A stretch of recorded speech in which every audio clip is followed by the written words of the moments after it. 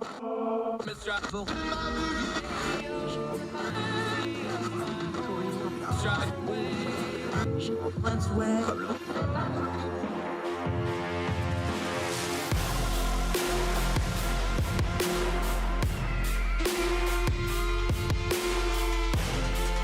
your host, Andrew Donaldson. This is Heard Tell. You might have heard tell that things that are different are not the same. It's a very simple saying, but it's very true, and something I use a lot when I'm trying to do commentary or explain things, or even when doing things with Heard Tell or other media.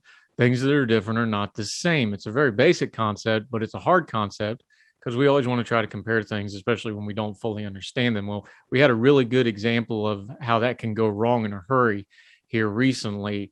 Commentator Dennis Pranger had made some remarks about HIV and AIDS in the 80s and 90s, comparing them to the COVID crisis of today.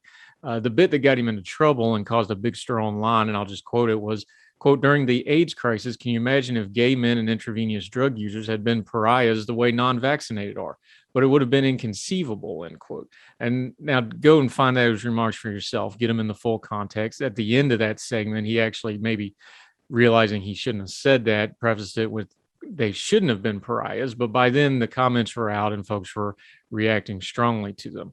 This went all over social media. There was a lot of ink spilled, a lot of digital writing, a lot of commentary by the talking heads, but let's stop and just pull them apart for a second. The last time, according to Pew Research, that AIDS and HIV was the number one health issue in polling was in 2000. We're a full generation away from when folks felt that the AIDS and HIV crisis was the number one health issue in America. There's been a lot of time passed since the 80s or 90s. So instead of just reacting to these comments and diving in and going at them as we would normally, why don't we just stop for a second and consider there's probably a lot of folks that don't know what happened in the 80s and 90s with these issues. Maybe there's a lot of folks that have never heard any of this before, and maybe they just see with the current COVID crisis, they don't know what the differences are because they don't know anything about it at all. So on Heard Tell today, we're going to do something a little different. We're going to reach out to the first person I thought of when I heard these comments, our friend Dave Hubbell. He's at DPlush on Twitter. He's been a Twitter buddy for a while. He's a Twitter Supper Club member in good standing. But what you may not know about David, he's been HIV positive since 1985. And he's going to be able to tell us with quite a bit of authority and experience exactly what it was like in the 80s and 90s, being one of the early people diagnosed with HIV, being on the very first drug trials and multiple drug trials after that, what it was like in the communities that he dealt with, having lost friends. A lot of this is going to be a really raw conversation. This isn't the super well-produced, slick sort of conversation, because a lot of this, I just left it raw because you need to just hear Dave and you need to see the face to it and you need to hear the story, because again, a generation removed, a lot of folks may be hearing some of these things for the very first time. These things, diseases, whether it's HIV and AIDS or COVID, we need to remember these aren't just stats or culture war fodder or political points or policy debates. These all involve people. So today on Heard Tell, we're going to take the controversy over the Pranger comments and we're going to put it back, the focus back on people. And we're going to look at the people and see if we can't learn something from that. That's coming up right after this with David Hubbell on Heard Tell.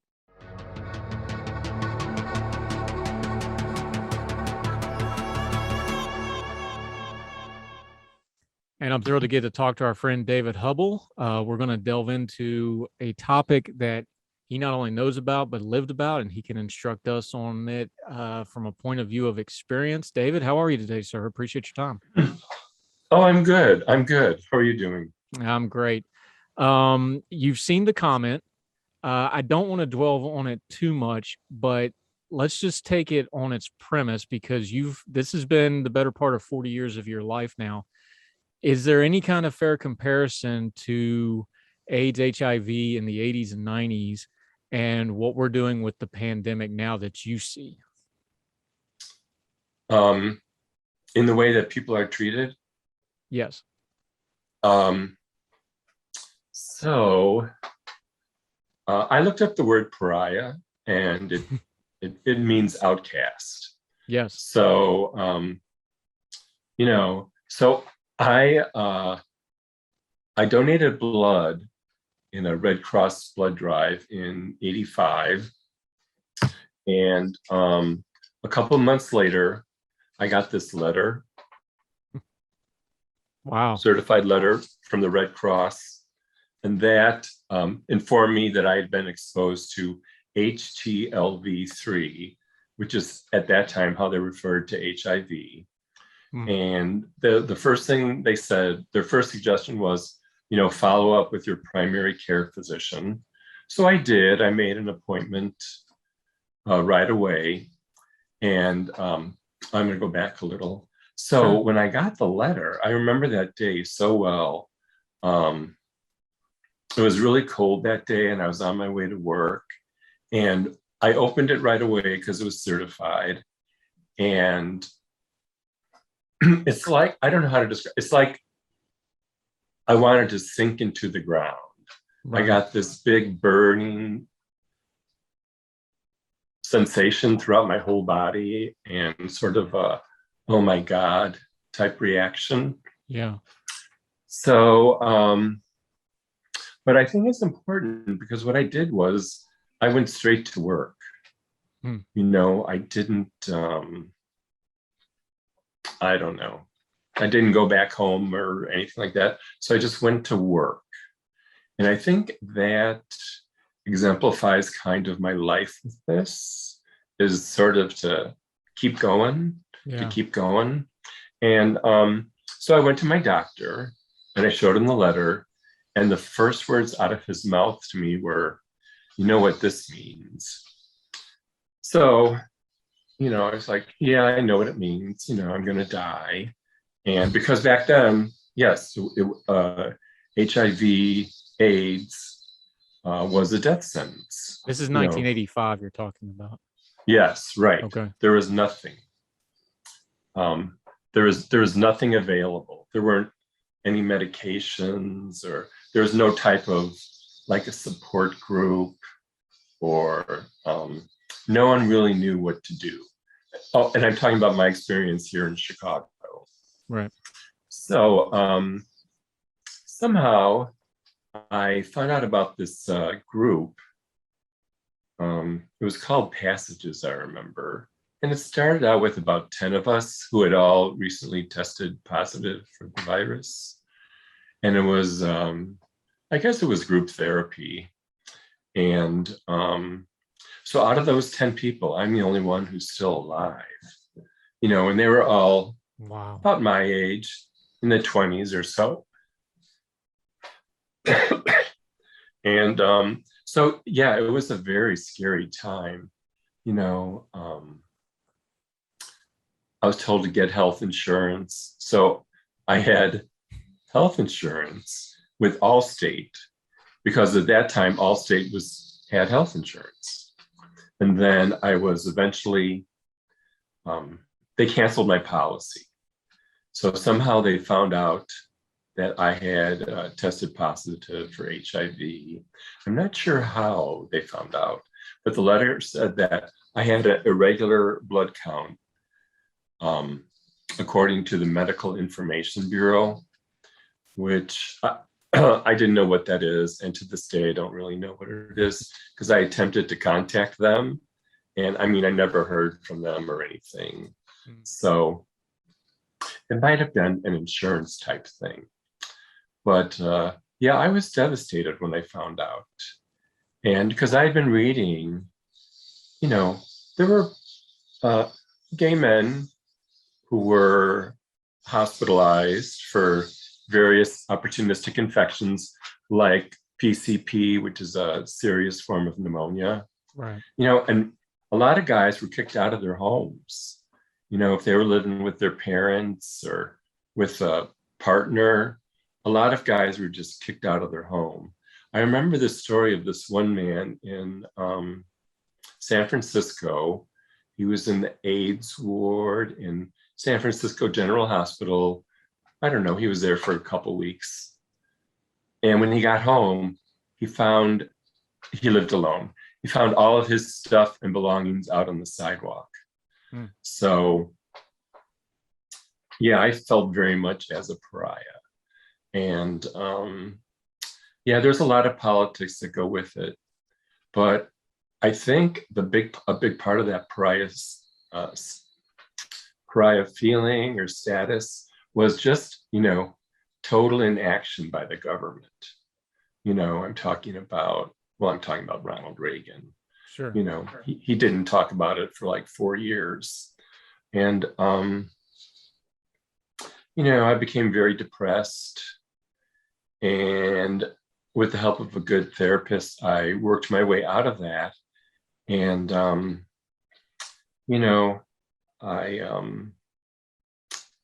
it was about, my goal then was survival and to do anything that I could to survive.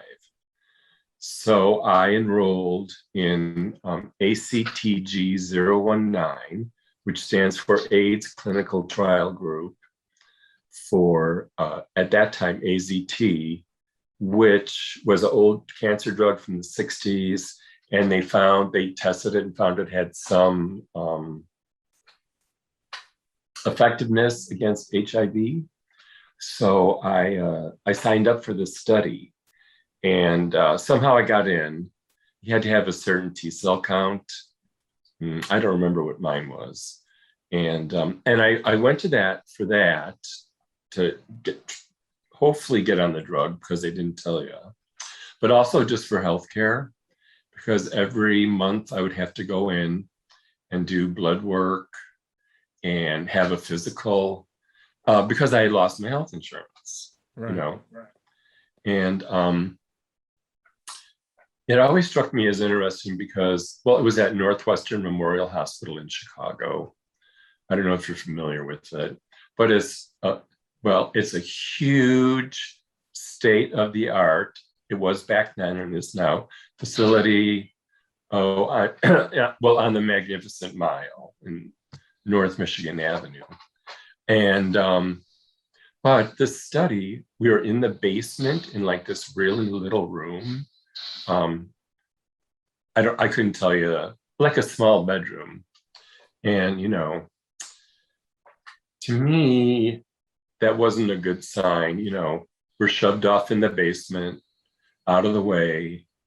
No one, I never saw anyone, just the nurses there. And, and then they gave me a dose of pills to take, and I started taking them.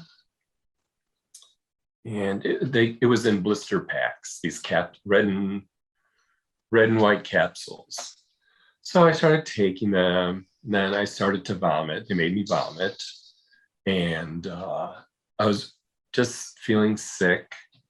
And it eventually led to me becoming anemic. So, but there's like no warning that that's going to happen to you.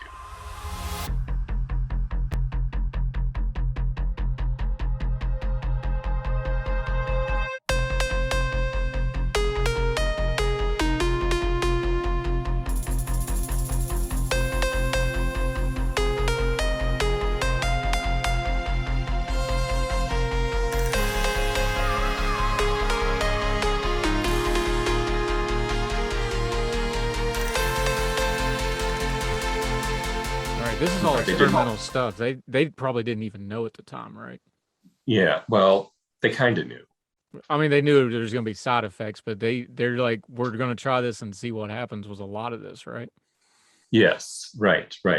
So I got transfused, and then they put me back in. They kept me in the study and gave me more pills to take.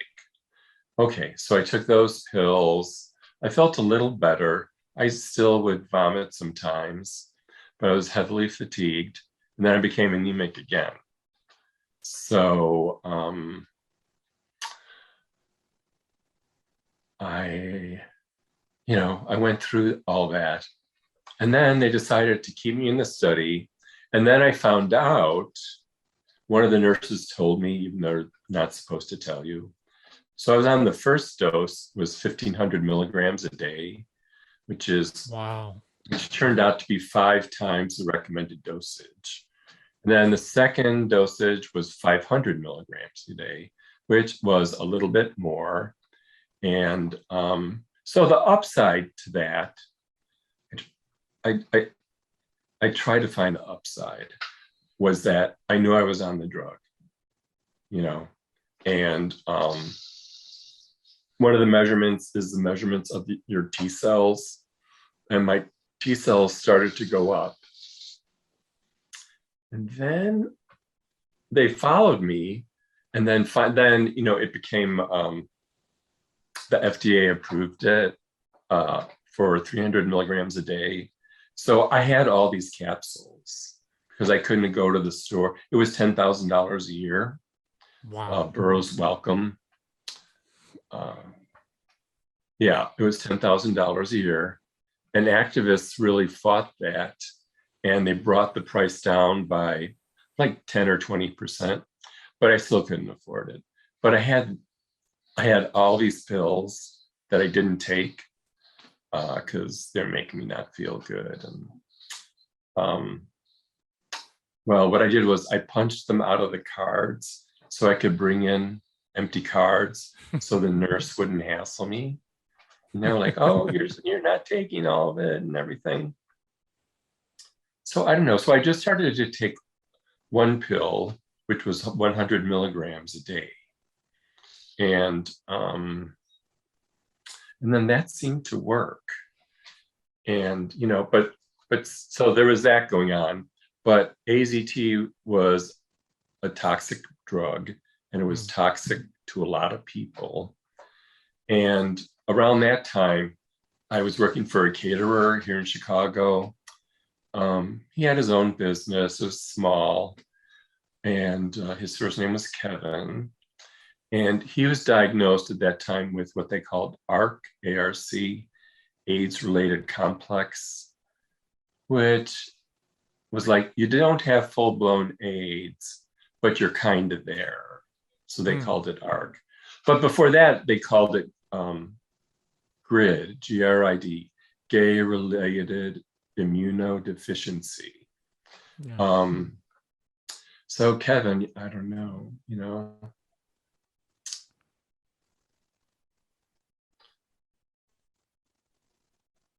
I took him to the doctor, and, you know, it wasn't a good prognosis.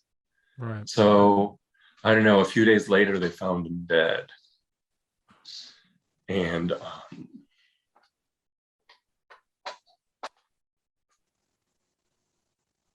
I eventually found out that he had taken his own life. And I remember talking to his mom on the phone. She called the catering company for some reason. And I said, you know, I'm very sorry about Kevin, great guy, very talented. And I asked her about funeral arrangements. I don't know, I just asked about funeral arrangements because someone just died. Yeah. And she told me, we don't plan on any.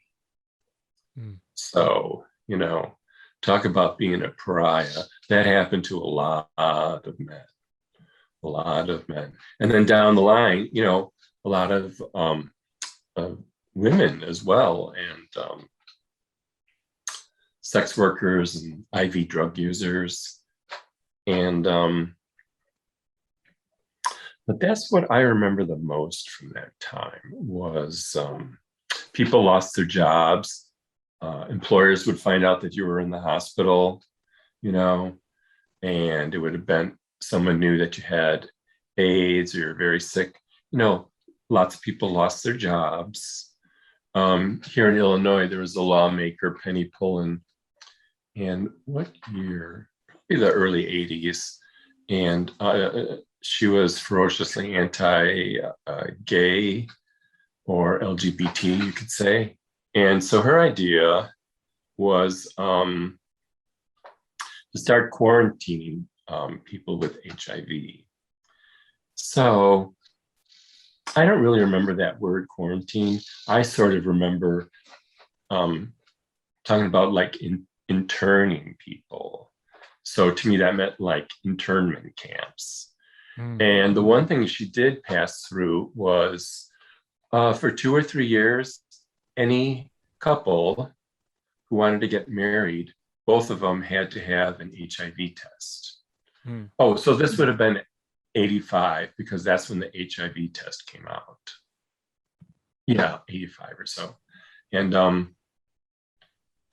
so that law passed. So, I mean, I don't know how many thousands of people get married in Illinois, but all those people had to take those state-funded tests. And at that time, it was, $23 million it cost the state in 1980s dollars. Wow. And in the 2 years, 23 people they discovered had HIV. And then I also remember, because my dad used to watch that William Buckley Jr. gentleman on, I think he was on public television.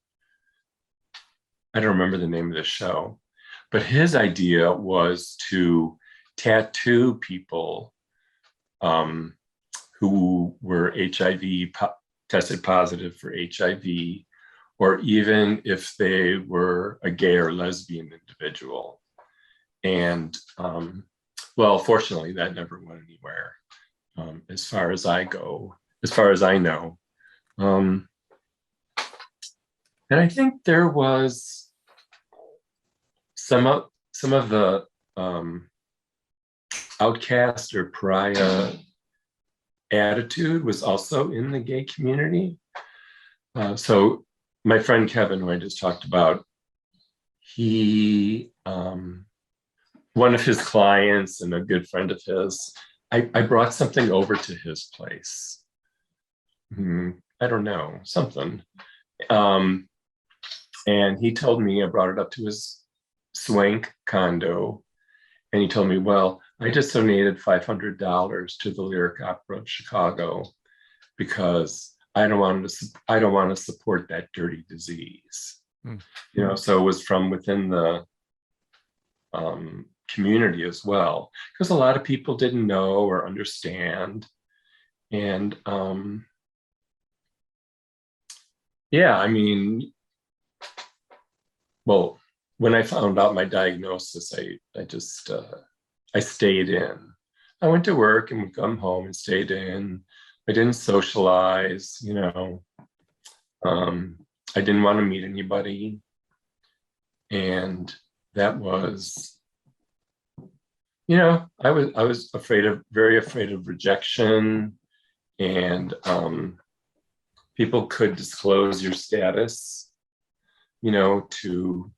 to anybody. And then in my opinion, I don't think the government started getting serious about AIDS until it started affecting newborn infants, because there was mother to child transmission. Right. And you just have to look at Ryan White. I know he was in Kokomo, Indiana. Yeah. And he was like, 14 or 15? And the school, he was a hemophiliac, became infected with the virus by blood transfusion. But still, parents and others, and probably school officials, didn't want him in school. So which happened. And, he's just like a 14-year-old boy. And, they were concerned about bodily fluids. That's what I remember. Yeah. And, and then he died like, I don't know, 4 or 5 years later. And I just thank God for his parents, because they were such advocates for people to understand the disease and not to treat these people as pariahs.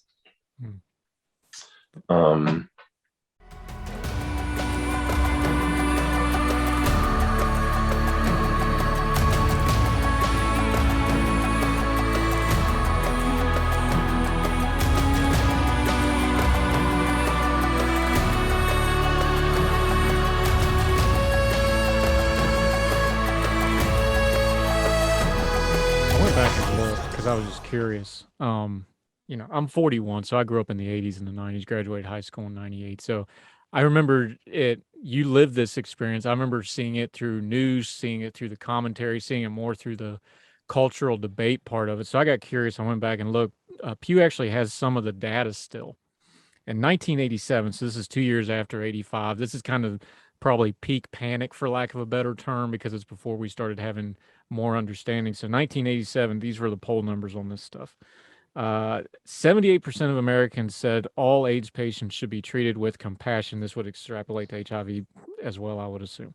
78% people said these are Americans treated with compassion that had AIDS and HIV.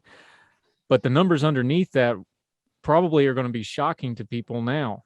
60% agreed people with AIDS should be made to carry a card or some other identification that they had the virus. 46% said they only had themselves to blame. 51%, this is the Pew data from 1987, 51% said this was God's judgment and punishment against them. 33% agreed that employers should be able to fire people with AIDS or HIV without other cause. 21% said AIDS patients should be isolated from the rest of society. That probably sounds like shocking stuff to us now, but that was the sentiment in 1987. You were well into your own treatments by that point. That sure seems to line up with some of your experiences. So when people act like this wasn't a major cultural issue, I grew up in very rural, very conservative West Virginia, and I knew a lot of this stuff because it was being talked about. How do you explain to somebody that's younger now that only has read about this, how dominating of culture and politics and health sciences this issue was in the 80s and towards the mid and late 90s? Well, yeah, I think it was it was on the news. I don't know if we had cable TV then,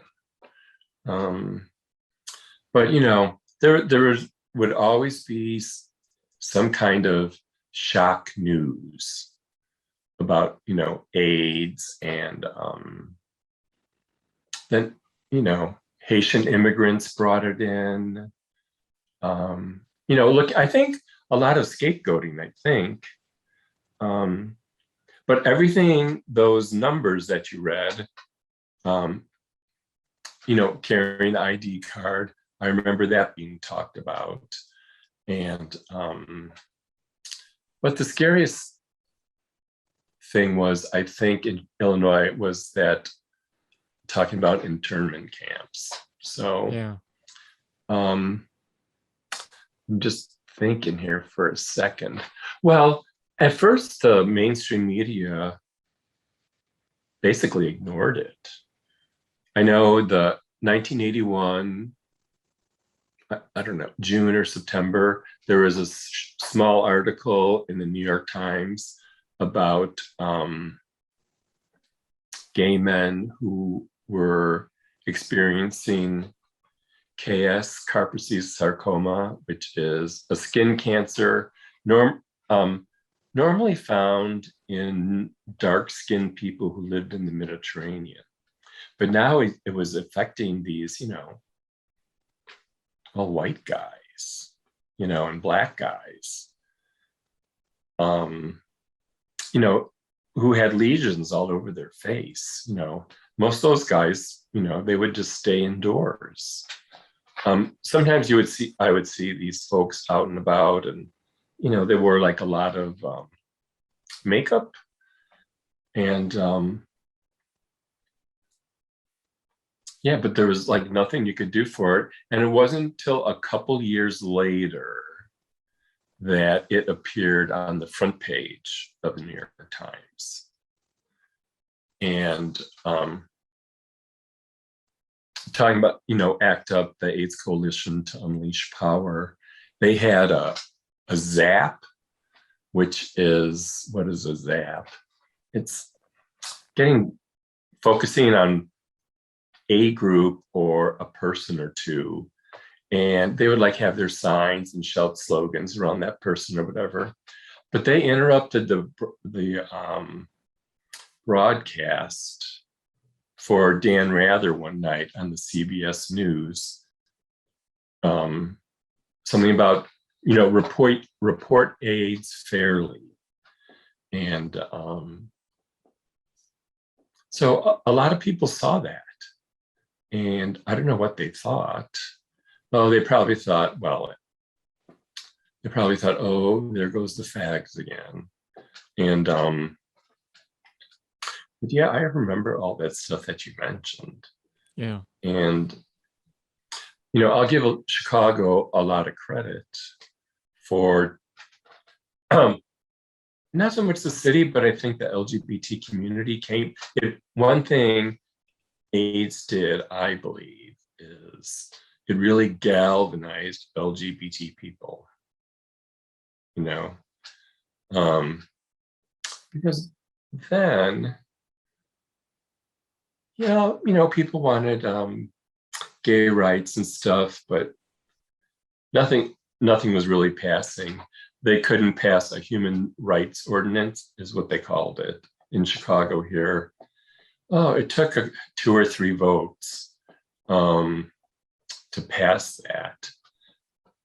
And it only happened, I think, is because the community at that time this was a wake-up call for them. And they galvanized themselves to push through that ordinance. So. When you're looking back on it now, a couple more numbers that are really shocking. In 1988, 68% of Americans thought AIDS was the most pressing health issue in America at the time. That's more than 2/3. That's a shockingly high number. By 2008, it was polling at less than 1% and has been undetectable in polling ever since as a health issue. It kind of peaked out about 2000 or so was the last time it was the number one health issue for the country. That's got to be kind of a good thing, bad thing for you too, though, isn't it? Because one is that shows a lot of progress. On the other hand, as a long-term HIV survivor, do you see with that progress, maybe the narrative has changed or history has kind of dulled what that experience was for you? How do you view it now that you've got a little distance from it? The country's kind of moved, I don't want to say moved on from it, but it's not the issue it was then. People see it differently. How do you see it? Because you have that unique perspective of, hey, this is my life. I shouldn't be alive from where I thought I was. You said, I thought this was a death sentence when I got it. You still have the envelope, so obviously it's a meaningful to you.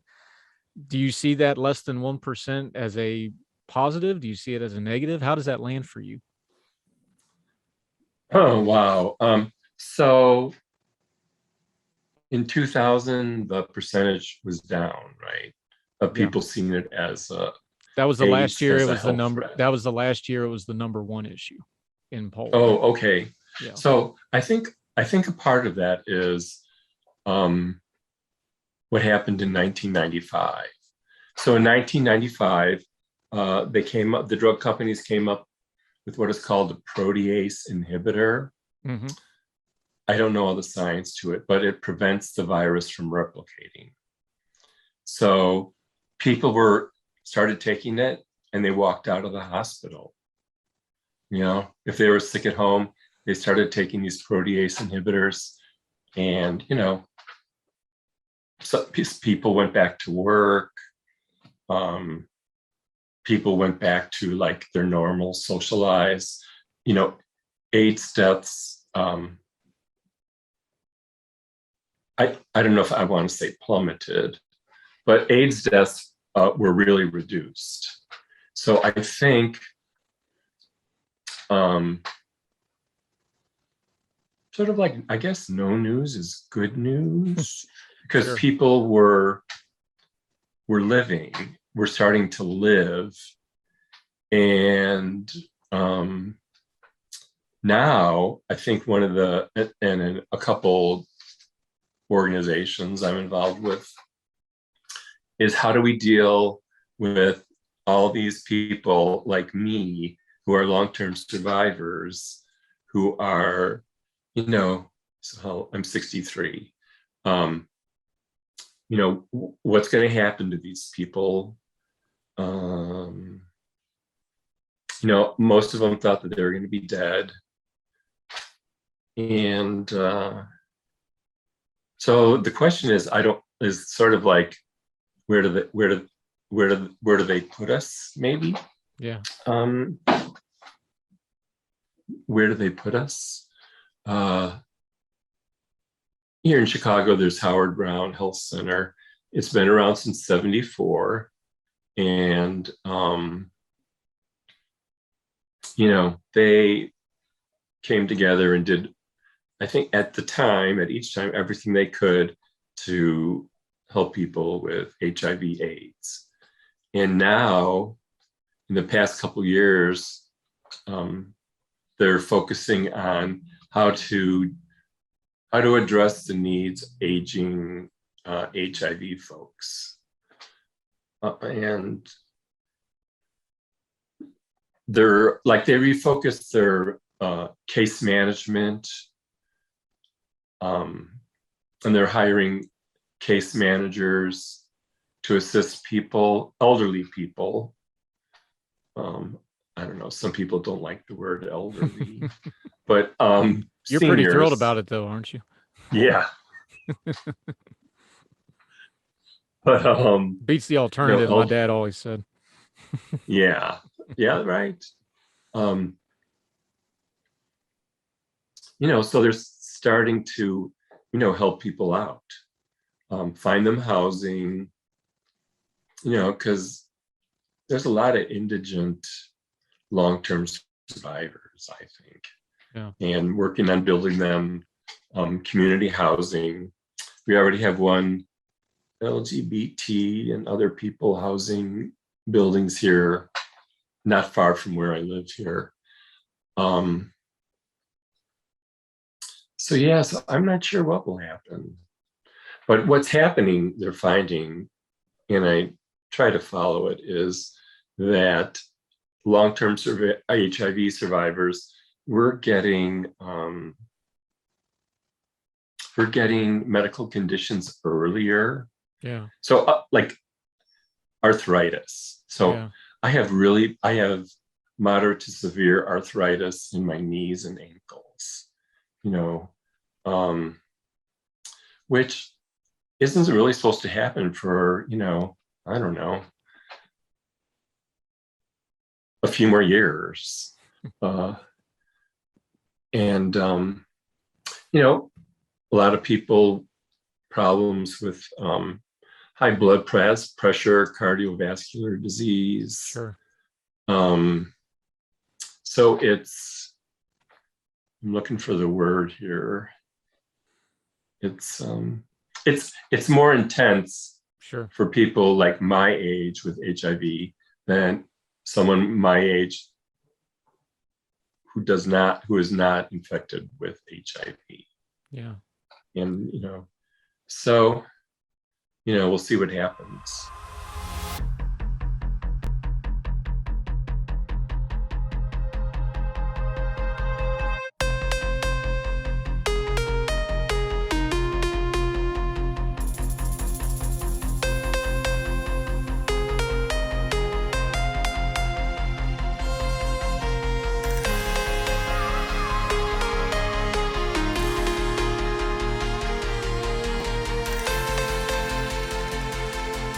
Let's give folks a little bit of hope, though. So you're a long-term survivor. You've done this for many, many years. We now know with data that we're going to have these people that are going to be long-haul COVID symptoms of various kinds. I'm sure this disease, we've gone through the science really, really fast, which has been part of the cultural problems. It's almost the inverse of the problems you had with AIDS, where it was very slow trying to get the science. What would you say to those people now that are looking at a changed lifetime of health from this pandemic? They're looking at maybe years, maybe the rest of their lives trying to deal with this stuff. You've done it. You survived the unsurvivable, like you said, when you said you had a death sentence. That's certainly what I was told when we were kids, that, hey, HIV, it's a death sentence. Don't get that. What would you tell these COVID folks now that are looking at it as a comparison of, hey, you can do this, you can survive this disease? Give them a little bit of hope in what you have been doing in your advocacy over these many years to encourage people that are dealing with health issues like this, where the science is evolving, where they are looking at a lifetime of things, but yes, you can do it and you can survive. Sure. Well, on the Phil Donahue show in the late 80s, he had his one of his guests was a physician. His name is Dr. Bernie Siegel. At the time, he was a well-renowned physician for cancer patients. And three things he said that I agreed with and had, followed was what I just said: educate yourself about the disease, Yeah. find a good doctor who you can trust, and some kind of spirituality, Yeah. To help you out. But out of all those, with a long-term COVID patient now, yeah, I would focus on, educating yourself about the disease. Because now with the internet, Yeah. you have to be careful, but there's so much COVID related stuff. And I think people have to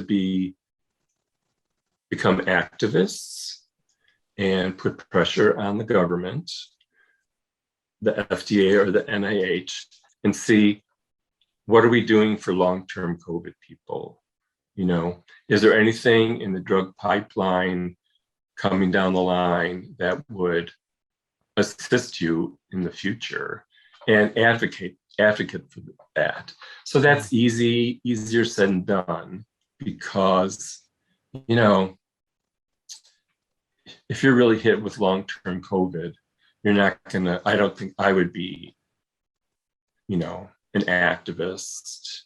But I don't know, maybe your wife or husband or children or friends would be. There's no, I don't know of any activist COVID presence for treatments for long-term COVID. Yeah. Because we're just new into it, and this has gone so fast. Again, it's almost the opposite of the AIDS, where a lot of it was in the dark. There, of course, there's pre-internet, so you're relying on traditional media. They were very slow to pick it up. It's almost the inverse, where this COVID and the science and the data, it's gone so fast, and we got the vaccines relatively quickly. It's really almost the inverse, where you folks with the HIV and AIDS communities, it took 20 years to really get effective treatments for these folks. It's very interesting that people would even try to compare the two, because in that respect, at least the sign, they're almost mirror opposites, aren't they? Yeah, well, for myself, I don't think too much about comparisons between HIV and COVID. I mean, there probably are. I'm trying to think what I was going to say. Yeah, it seems to me that I know. No, go ahead. Oh, activism. I think that is one thing that is unappreciated, is that activism by groups such as ACT UP, New York or Los Angeles or Chicago. I'll just use them as the example, who put a lot of pressure on the FDA to, for example, expedited process of medications that looks like they could work, compassionate use of drugs. Yes. And they do this now for many types of diseases. There's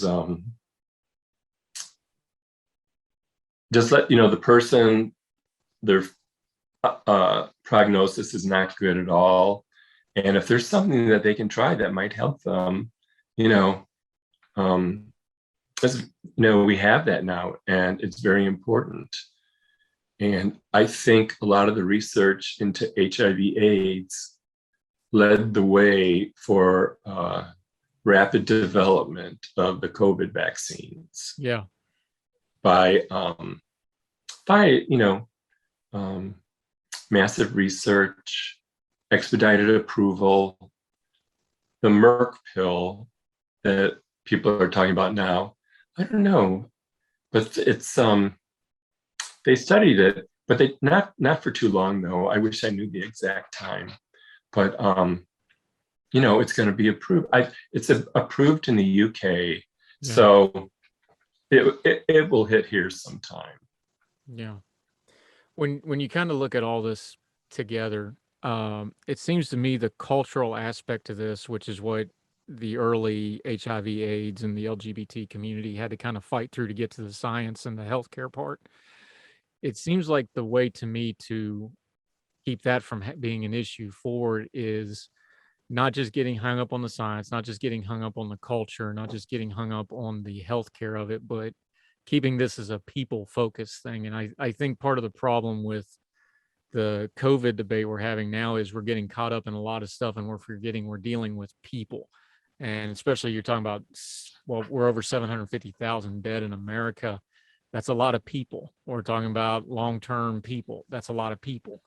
Can you just speak to that briefly to kind of put a bow on this? Is one of the reasons you started out talking about what a pariah meant. That happens when you stop seeing people as people and you start seeing them as a problem to solve or a disease to cure or something to keep away from everybody else. You've done a lot of activism over the years.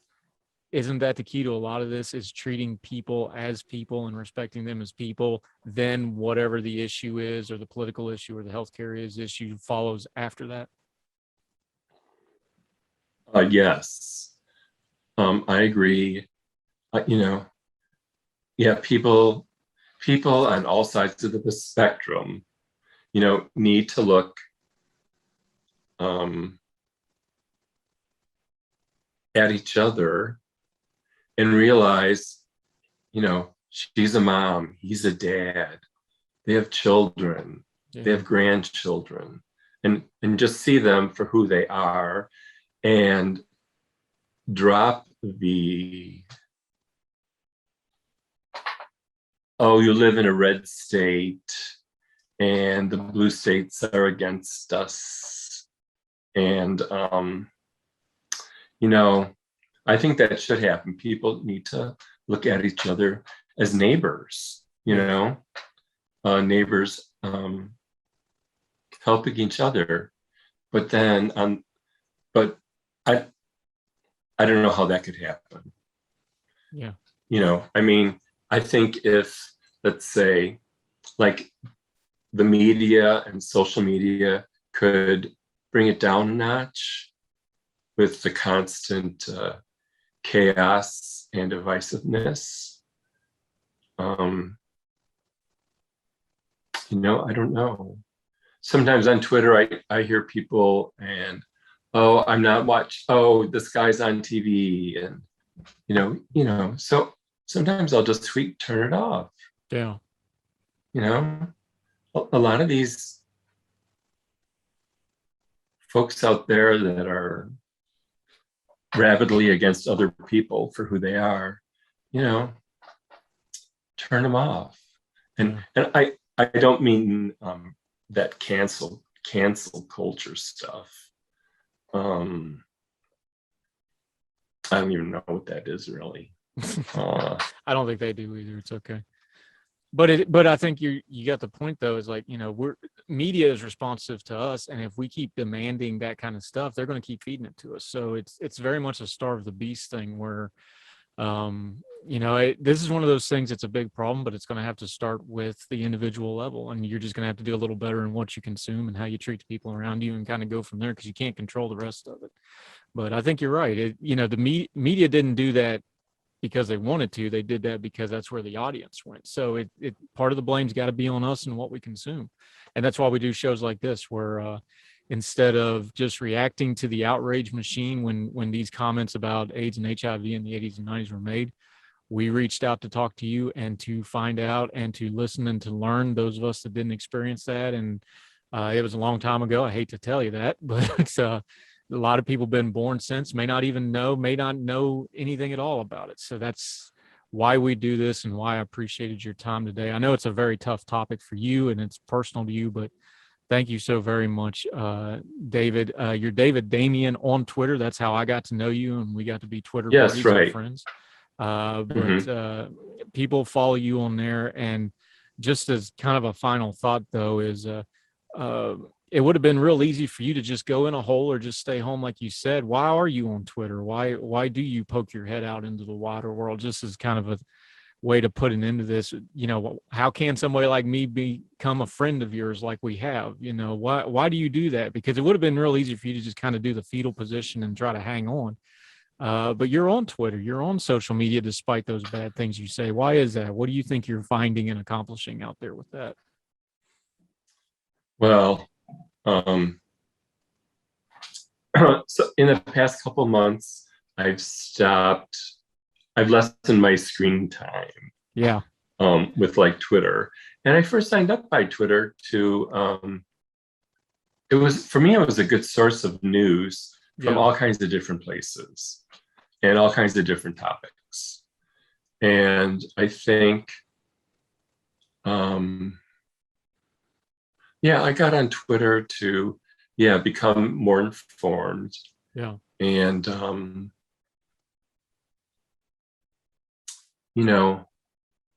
I don't tweet too much anymore. But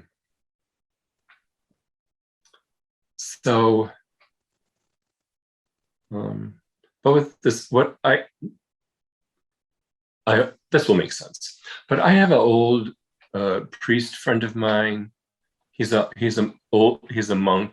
He's like 89, and he always tells me, whenever you come across some kind of problem or situation, you can surely bet that the one thing it comes down to is money. And I think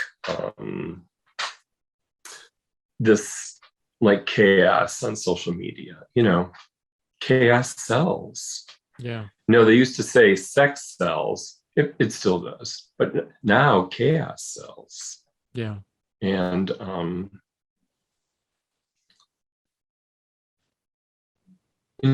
I'll see what my future holds for me regarding Twitter, but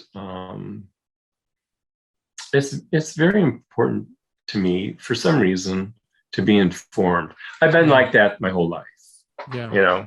When I was like third grade, I'm checking out 10 books from the library. So I don't know. That's kind of my thoughts about that. Good. Does that help? It does, and I'm just glad you were on Twitter because that's how I got to know you. So if nothing else, I got that out of you just on a personal level. I got to know you. So thank you for being on Twitter, and more importantly, thank you for taking the time today to talk through this. What can be a really touchy issue can be a hard issue. Obviously, it's a personal issue to you, but I appreciate you sharing it, and hopefully folks maybe got a little different point of view on the past and how it very much can affect the present, and hopefully we learn plenty on what to do in the future as we all go forward together as humanity. And well, I have to thank you. You have such great tweets. Thanks. You do. And where would we be without Twitter Supper Club? Oh, I love it so much. So something as simple as putting what you're eating to dinner, and it's kind of blown. It actually trends every night now. I got somebody the other day was like, "Hey, that's on the trend list every night now, right?" I was like, "I had no idea," and he was like, "Sure enough, it was on the trend bar." So, but that was something again, that was just something I did for me. I was like, I need some good on my timeline, and people responded to it, and we have to do the culture and politics stuff. That's a sense of duty thing. I feel like I need to do that, and that means you deal with a lot of ugly stuff, but that's a pleasant thing, and everybody's got to eat, so it's a way to bring people together, and I love it, and I'm glad you're a participant. I'm glad you're still with us, but mostly, sir, I just really appreciate you sharing this story. So thank you very much, my friend, and we'll talk again soon in the future. Yes, we will. All right. Thank you, Dave. Thank you.